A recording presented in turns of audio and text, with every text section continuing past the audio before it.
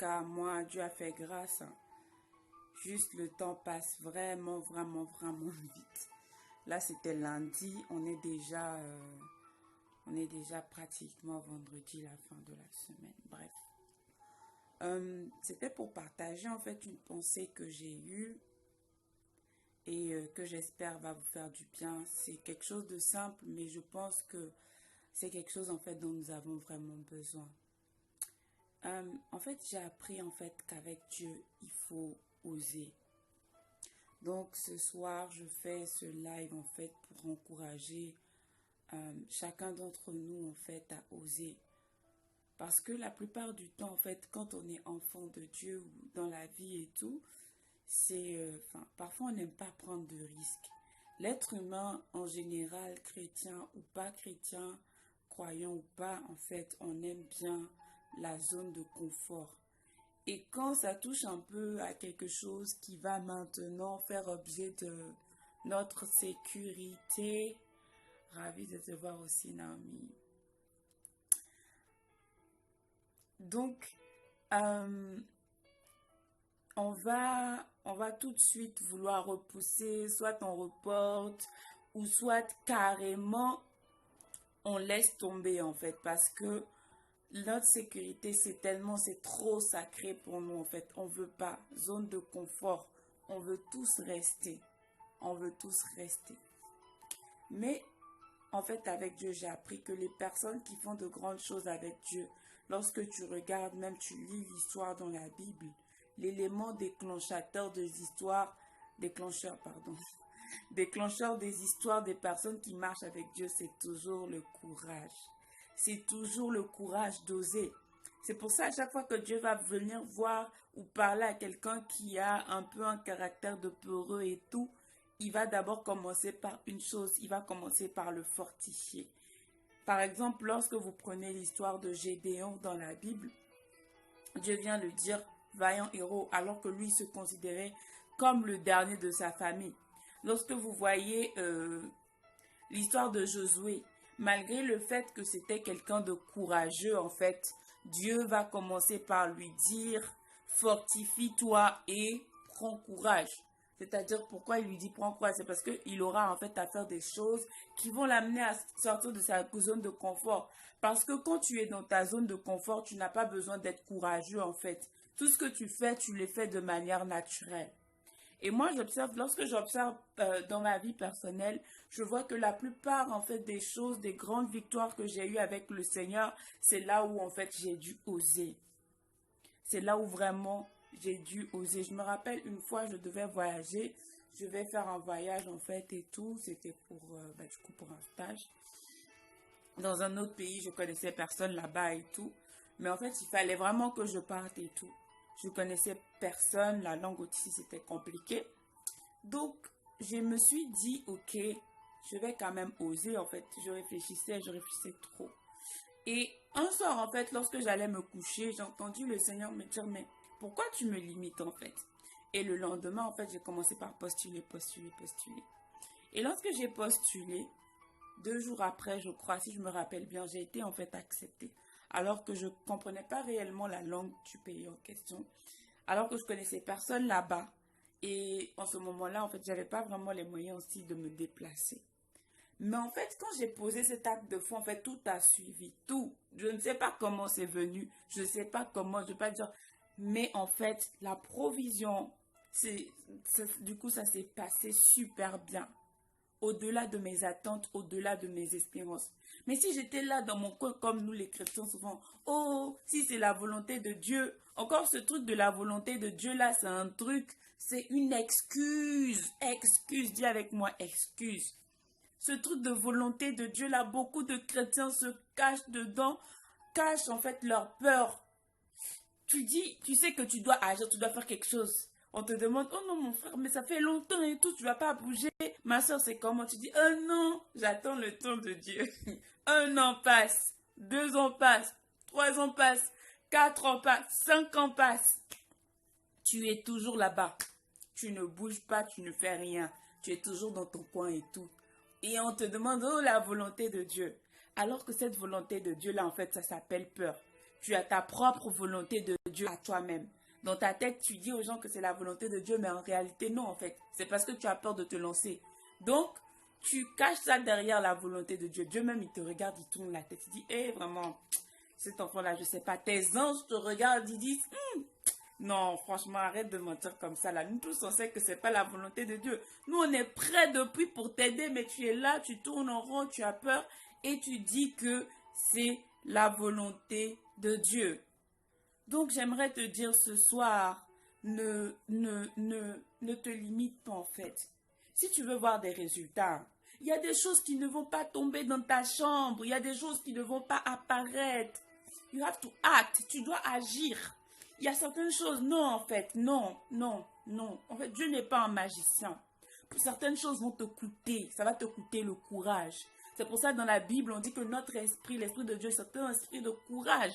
Mais c'est toi qui dois prendre la décision, tu vois. Il y a certaines choses, si tu ne te lèves pas, si tu n'oses pas, en fait, tu vas rester comme ça toute ta vie. Vous savez, la Bible dit que ceux qui s'emparent du royaume de Dieu, ce sont les violents. Mais toi, tu n'es pas violent et puis tu t'étonnes que ta vie ne change pas. Ce n'est pas la faute à Dieu, ce n'est pas la faute aux anges, ce n'est surtout pas la faute à Satan parce qu'on aime beaucoup accuser Satan. C'est ta faute. Il faut que tu oses. Je ne sais pas c'est quoi le défi. On a fait déjà plus de la moitié en fait de cette année. Il reste quelques mois et 2019 va finir. Quels sont ces défis-là? Quelles sont ces résolutions que tu avais prises? Tu avais dit, cette année, il faut que je réalise ça. Et que tu n'as pas encore réalisé à cause de la peur. À cause de ta zone de confort. Tu ne veux pas bouger. Quelles sont ces choses? Il faut que tu te jettes. Tu vois, parfois Dieu va te dire, fais un pas et je vais t'accompagner pour les autres pas. Mais si tu ne fais pas le pas, tu vas mourir là-bas.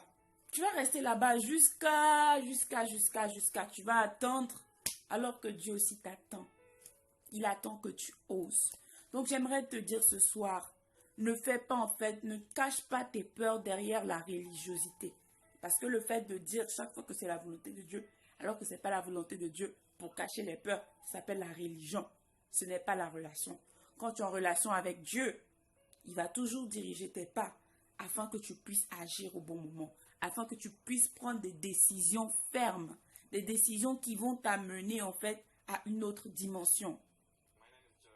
Il faut que tu dépasses en fait, ces choses-là en fait qui te gardent dans le statu quo, qui t'empêchent d'avancer. Ce que je dis là, ce n'est pas seulement valable en fait pour le domaine physique, le domaine spirituel. Parfois tu dis oui, j'aimerais aller à une autre dimension avec Dieu. Mais augmente le niveau, passe plus de temps en fait. Prends ta Bible, si tu faisais 5 minutes, fais 10 minutes. Tu vas voir au début ce sera compliqué. Mais Dieu va voir ta détermination. Et Dieu récompense toujours la détermination en fait. C'est pour ça, vous allez voir, il y a un passage dans la Bible qui va te dire, lève-toi et brille. Pourquoi il va te dire lève-toi et brille? Parce que Dieu ne va pas se lever, Dieu ne va pas se lever à ta place. C'est toi qui fais le pas et c'est lui qui t'accompagne. Rien n'est impossible aux enfants de Dieu. Tu vois, celui qui a créé le ciel et la terre, rien ne lui est impossible. Donc s'il est avec toi, ta seule limitation, c'est toi-même. Il n'y a personne d'autre. Toi-même, ta manière de penser, les limites que tu te poses. La plupart du temps, quand tu analyse bien ta vie. La plupart des choses que tu n'as pas faites, en fait, ce n'est pas parce qu'il n'y avait pas l'opportunité de les faire. Mais c'est parce que quelque part, tu as pensé d'une certaine manière. Tu vas dire, mais peut-être que je ne serai jamais acceptée. Si j'agis de cette manière, est-ce que, avec les questions sans fin, et finalement tu restes comme une statue, tu ne bouges pas. Là où on t'avait laissé, on vient te trouver là-bas. Donc j'aimerais te dire, sors des limitations dans ta tête. Il y a beaucoup de personnes qui sont limitées par leur système de pensée. C'est pour ça qu'on dit, méditez la parole de Dieu. Parce que lorsque tu lis ce que Dieu dit, il t'apprend à penser comme lui, il pense. Là où tu vas avoir peur, il va te rassurer. Là où tu manques de courage, il va te donner le courage. Pourquoi? Parce qu'il va te montrer, il va te dire, mon fils, ma fille, c'est pas comme ça que nous, on est dans notre famille. Voilà. Vous allez voir souvent que les enfants qui ont beaucoup de confiance, en fait, ce sont les enfants que les parents rassurent tout le temps. Quand il y a un petit truc, son père va lui dire non, tu sais, tu n'es pas comme ça. Quand on va lui dire non, quelqu'un va lui dire tu es bête, son père, sa mère va lui dire tout de suite non, tu es très intelligent. Et l'enfant là, quand vous allez sortir, il est plein d'assurance. Pourquoi? Parce que ses parents lui disent tu es comme ceci, tu es comme cela. Et c'est la même chose qui fonctionne. Si tu t'exposes à la parole de Dieu, le courage qui te manquait pour faire cette chose-là que tu as reporté à cause de ta peur-là, tu vas voir que ça va devenir quelque chose d'instantané. Instantanément, tu vas recevoir des choses que tu n'avais jamais pensé ou imaginé recevoir. Instantanément, tu vas faire des choses que tu n'avais jamais pensé faire. J'aime un passage dans la Bible qui dit, en fait, d'agrandir, agrandis, élargis ta tente, en fait. La tente, nous tous on sait ce que c'est une tente. Pour ceux qui ne savent pas, c'est un truc qui sert d'habitation et tout. Et à l'époque, souvent, il n'y avait pas de maisons, les tentes étaient beaucoup utilisées. Donc, en gros, c'est comme si on dit, élargis en fait ton espace d'influence. Élargis en fait ta maison. Il y a certaines personnes qui sont toujours dans des anciennes victoires, tout simplement parce qu'elles sont dans leur zone de confort. Ce n'est pas parce que les choses vont mal avec toi, mais c'est tout simplement que tu te contentes. Et donc, du coup, tu ne veux plus oser. Tu es là, tu dis, ok. Et tu es là-bas. Alors qu'il y a tellement plus grand. Il y a tellement plus grand que Dieu a prévu. Beaucoup de personnes risquent d'être surpris lorsqu'ils vont aller au ciel. Tu vas aller et tout, tu vas être content. Tu vas dire, oh oui, oui et tout. Je sais pas, je prends un exemple. Par exemple, je prends un exemple banal. Oui, tu arrives au ciel, tu dis, oui Dieu, moi je suis content. Hein. Tu vois, moi j'ai acheté une maison et tout. J'ai acheté une maison, j'avais une grande maison. Et voilà, c'était vraiment la plus grande maison de mon quartier. Dieu te regarde, il va tourner la tête, il va dire, mais pourtant j'avais prévu en fait des immeubles pour toi. J'avais prévu des pays pour toi. Et toi, tu t'es contenté d'une maison. Tu t'es contenté d'une maison. Tu t'es contenté d'une maison. Alors que Dieu avait prévu des immeubles pour toi. C'est un exemple que je suis en train de donner. Et là, en fait, ce sera trop tard. Parce que tu seras en fait déjà mort. Tu ne seras plus vivant en fait. C'est pendant que tu es vivant qu'il faut oser. Tu vois, après quand tu meurs là, c'est fini. Et personne sur cette terre ne connaît la durée de sa vie. C'est-à-dire qu'à chaque jour que tu as le souffle de vie, tu es capable de faire plus. Donc ne te contente pas. Si tu fais quelque chose de bien, remercie Dieu. Et célèbre aussi, toi, dis, c'est chouette et tout, j'ai pu faire ce truc. Mais ne t'arrête pas là-bas. Ne t'arrête pas là-bas. Ne dis pas non, j'ai pu arriver. Non. Tant que tu es vivant, en fait, tant que tu es un être humain, il y a toujours plus que tu peux faire. Ose. Si ce sont des trucs qui te font peur, décide de faire face, en fait, à ces peurs. Ne recule pas devant la peur. Vas-y avec la force que Dieu te donne. Lorsque tu vas voir des choses, vous savez, tout le monde a peur dans la vie. Tout le monde a peur dans la vie. Que personne ne vous trompe. Hein. Lorsque même vous lisez le livre, il y a un moment, même Jésus, lorsqu'il devait mourir, il y a un moment donné, en fait, jusqu'à le sang, en fait, il allait prier, jusqu'à il demande, il dit à son père, Père, mais est-ce que tu peux pas éloigner la coupe de moi? Parce qu'il voyait la mort, vous voyez? Donc, si quelqu'un sur cette terre vous dit que moi, je n'ai pas peur, franchement, demandez-lui de quelle planète il vient. Parce que même moi-même, je suis curieuse de savoir, vous voyez? Tout le monde a peur, mais maintenant, c'est ce que tu vas faire de ta peur. C'est ce qui va déterminer. Vous voyez, moi j'aime bien souvent lire, j'aime bien souvent les personnes qui ont pu réaliser de grandes choses, ce sont des personnes qui à un moment donné étaient confrontées à des choses en fait. Ils étaient confrontés à des choses effroyables, effroyables. Mais en fait, ce qui a fait la différence dans leur vie, c'est quoi? C'est qu'ils ont osé en fait aller au-delà de cela. Il y aura toujours des peurs, il n'y aura pas, tant que vous respirez il y aura des choses qui vont vous faire peur. Il y aura des choses qui vont vous faire douter. Il y aura des choses que lorsque vous-même vous allez voir, vous allez dire, non, moi je préfère rebrousser chemin. Si c'est ça là, moi je ne suis pas dedans. Mais en fait, le truc c'est qu'est-ce que vous faites en fait de ces choses? Qu'est-ce que vous faites en fait de ces choses qui semblent... Check Norris, ça c'est très drôle. Ah, en tout cas, donc comme je le disais, c'est ce que vous allez faire en fait de ces peurs-là en fait qui va déterminer si vous serez champion ou pas. Il y a beaucoup de il y a beaucoup de gens qui ont des excuses aujourd'hui. Mais ce qui est interpellant, c'est que il y a des gens de la même catégorie en fait. Par exemple, je vais prendre un exemple simple. Par exemple, bon, exemple peut-être quoi, peut-être quelqu'un qui va dire oui, moi je viens d'une famille pauvre, dans ma famille tout le monde est pauvre, mon grand frère, ma grande sœur, mes amis, tout le monde est pauvre, tout le monde est pauvre chez nous. Donc, c'est la raison pour laquelle moi je suis pauvre aujourd'hui, donc en fait il n'y a plus d'espoir pour moi. Vous allez croiser une personne comme ça. Et dans la même situation, vous allez croiser quelqu'un quelqu'un de très riche et tout ça, qui était même plus pauvre. Et la personne va dire, en fait, moi aussi j'ai été pauvre. Mon grand-père a été pauvre. Mon arrière-grand-père a été pauvre. Mon ancêtre a été pauvre. Chez nous, tout le monde était pauvre.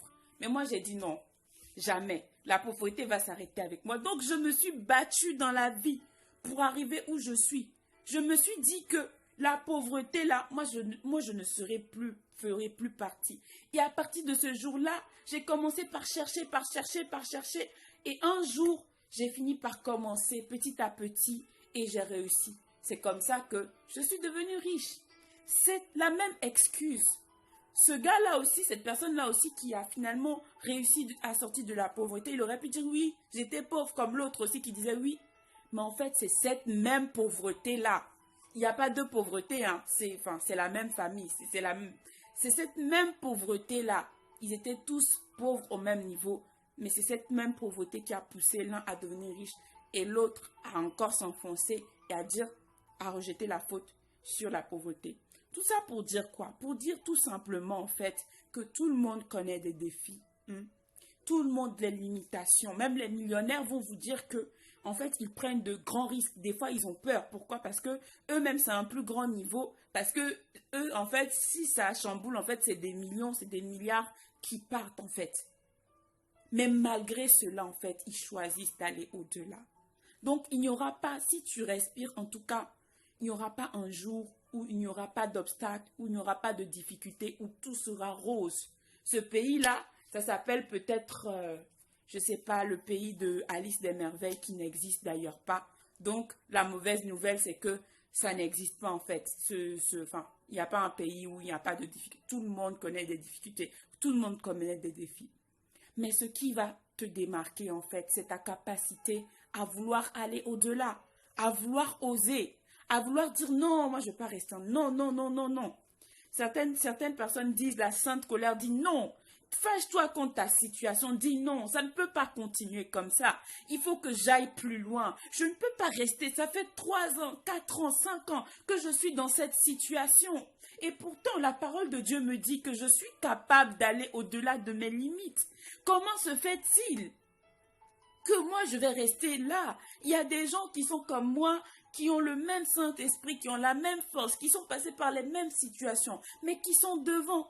Alors comment se fait-il que moi je dois rester dans cette situation? Je ne vais pas rester dans cette situation. Il faut que j'aille de l'avant. Il faut que j'aille de l'avant. Dieu aide les gens comme ça. Dieu aime aider les gens. Coucou Cassandra, comment tu vas? Dieu aime aider les gens qui osent. Donc si tu veux que Dieu t'aide, Il y a quelqu'un il y a un proverbe populaire, je ne sais pas, c'est le proverbe de qui dit que de porter sa charge sur les genoux et Dieu va t'aider à le porter sur ta tête. C'est-à-dire que si tu restes les bras croisés, Dieu ne va pas t'aider. Tu vois, il y a des choses, Dieu veut bien faire, mais Dieu ne va pas le faire. Ce n'est pas pour rien en fait que nous avons des bras, nous avons des pieds.